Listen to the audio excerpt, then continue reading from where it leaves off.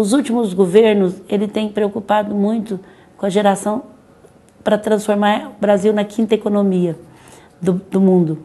E geralmente, quando tinha uma crise, o governo refreava a economia.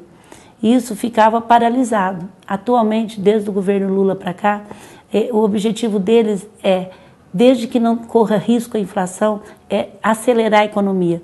E o Brasil tem alguns bancos privados, bancos estaduais que são mistos, entre privados, entre estadual, do federal e do próprio, e misto na Bolsa, que tem como governo atuar isso. E são bancos muito fortes, como a Caixa Econômica, o Banco do Brasil.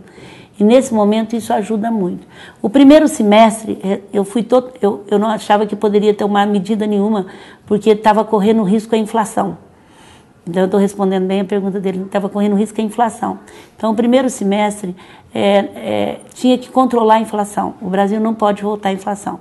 A partir de agosto, o governo tem muita estatística na mão. Quando ele percebeu que a inflação estava sob domínio, ele começou a baixar o juro, que inclusive não foi bem visto por alguns economistas e analistas, porque não tinha percebido ainda a queda do consumo exagerado que estava existindo. Quando foi em outubro, esse ano, o primeiro trimestre, que normalmente para o varejo é um trimestre mais difícil, o primeiro do ano, porque as pessoas pagam impostos de carro, de casa, filhos que voltam à escola em fevereiro, foi o melhor trimestre que já teve no Brasil até hoje. E isso, a partir de abril, o mercado começou não a ter um desaquecimento, mas a acalmar. Quando foi em outubro, o governo percebeu que teve uma queda de consumo, mas não uma recessão, mas uma queda do que vinha acontecendo.